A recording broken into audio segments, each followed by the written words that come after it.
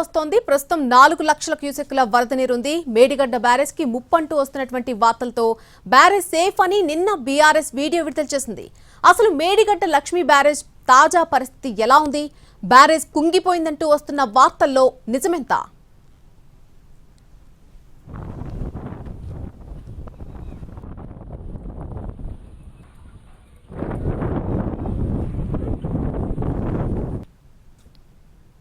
ఇక ఇదే అంశానికి సంబంధించి బ్యారేజ్ నుంచి మరింత సమాచారాన్ని మా ప్రతినిధి భాస్కర్ అందిస్తారు.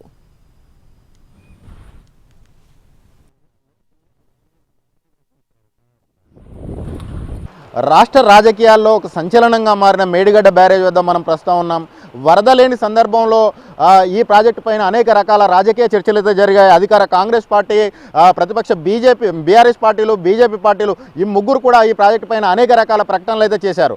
బ్యారేజ్ భవితవ్యం ఏంటి అనే అంశం పైన ప్రభుత్వం అయితే ఎన్డీఎస్ఏ తోటి ఒక కమిటీ వేసింది, న్యాయ నిపుణులతో ఒక కమిటీ వేసింది, శాస్త్రవేత్తలతో ఒక కమిటీ వేసింది. 3 కమిటీలు కూడా పలుమార్లు ఇక్కడికి సందర్శించారు. ఈ బ్యారేజ్ భవితవ్యం ఏంటి, ఎలా ఉండబోతుంది, వరదను ఎలా తట్టుకుంటుంది, వరద భారీగా వస్తే ఫ్యూచర్ ఏంటి అనే అంశాలపైన కూడా అధ్యయనాలు జరిగాయి.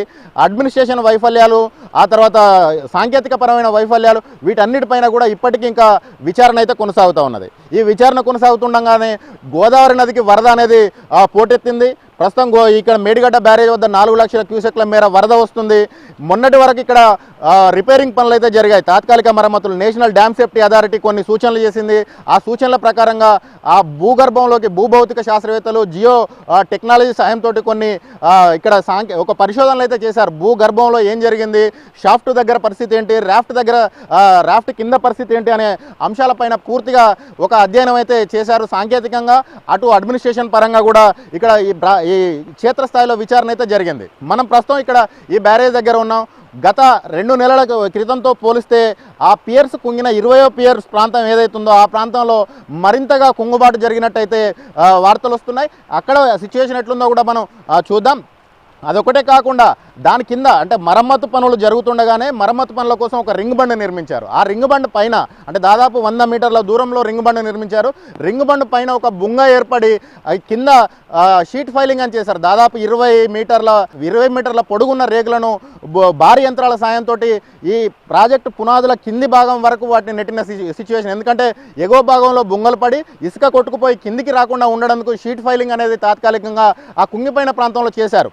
అయితే షీట్ ఫైలింగ్ చేసినప్పటికీ ఒకవైపు షీట్ ఫైలింగ్ పనులు జరుగుతుండగానే రింగ్ బండ్ పైన పెద్ద బుంగ ఏర్పడి కిందికి ఇసుక కొట్టుకపోవడంతో రింగ్ బండ్ను కూడా తొలగించిన సిచ్యువేషన్ ఉంది. వరద ప్రారంభం కావడంతోనే రింగ్ బండ్ తొలగించామని చెప్తున్నప్పటికీ రింగ్ బండ్ వల్లే బుంగలు ఏర్పడుతున్నాయని అంటున్నారు. అయితే ఆ ప్రాంతం ఈ ప్రాణహిత నదికి వస్తున్న భారీ వరద ఈ నేపథ్యంలోనే ఆ ప్రాంతంలో ప్రజెంట్ సిచ్యువేషన్ ఎలా ఉంది అనేది కనుక మనం తెలుసుకునే ప్రయత్నం చేద్దాం. అయితే అక్కడికి రాకపోకల్ని కంప్లీట్గా బ్యారేజ్ పైన రాకపోకల్ని అయితే నిషేధించారు. ఎవరిని ప్రాజెక్టు వైపు వెళ్ళనివ్వడం లేదు.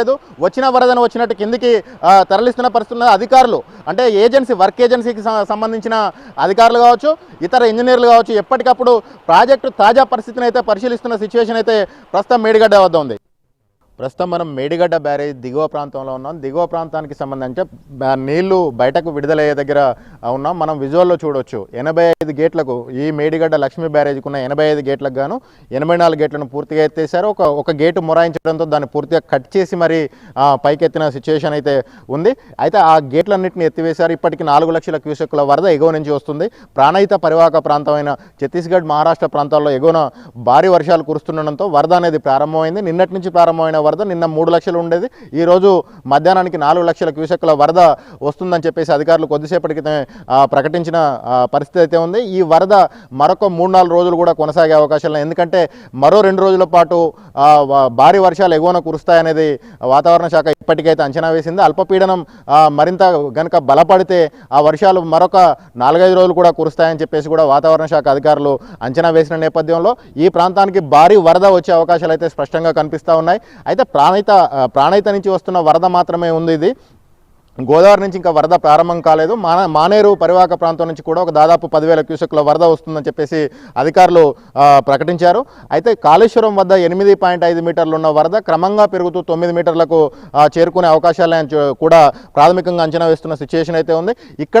ఈడ మనం కాళేశ్వరం ప్రాజెక్టులో మొదటి పాయింట్ అయినటువంటి మేడిగడ్డ వద్ద ప్రస్తుతం 4 మీటర్లకు పైగా వరద నీరు అనేది ప్రవహిస్తూ ఉన్నది. 4 మీటర్లకు పైగా వరద నీరు దాదాపు 4 లక్షల క్యూసెక్ల వరద వెళ్తుందని అంచనా వేస్తారు. అంటే 33 టీఎంసీలకు పైగా వరద ఇక్కడ నుంచి ఒక రోజులో కిందికి వెళ్తున్న పరిస్థితి అయితే ఉంది. మరోవైపు ఎగువనున్న ప్రాజెక్టులన్నీ ఖాళీగా ఉన్నాయి. అయితే ఎగువన మహారాష్ట్ర పొరుగు రాష్ట్రాల్లో కురుస్తున్న వర్షాల వల్లనే ఈ వరద వస్తుంది. అయితే వరద ఈ పరిస్థితి ఇలా ఉన్నప్పటికీ అయితే మేడిగడ్డ బ్యారేజ్కి సంబంధించి గత 2 నెలల క్రితం ప్రారంభమైన మరమ్మతు పనులు కొద్ది రోజుల క్రితమే నిలిపివేశారు.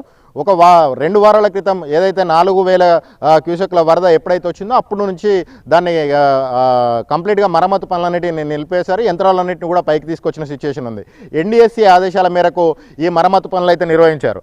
అయితే ఈ వరద వస్తున్న నేపథ్యంలో కాళేశ్వరం ప్రాజెక్టుకు ఏం కాలేదని చెప్పేసి నిన్న బీఆర్ఎస్ పార్టీకి చెందిన కొంతమంది వ్యక్తులు ఇక్కడ ఒక డ్రోన్ ఎగరవేసి మరి కొన్ని విజువల్ తీసుకొని సోషల్ మీడియాలో వైరల్ చేస్తున్న సిచ్యువేషన్ ఉంది. బ్యారేజ్కి ఏం కాలేదని. వాస్తవంగా కనుక చూసినట్టయితే బ్యారేజ్ కుంగిన పియర్ ఏదైతే ఉందో 20వ నెంబర్ పియర్ 18, 19, 20, 21 4 అఫెక్టెడ్ ఏరియాస్ ఉంటాయి. ఆ 4 అఫెక్టెడ్ ఏరియాస్లో 3 మాత్రం బాగా దెబ్బతిన్నాయి.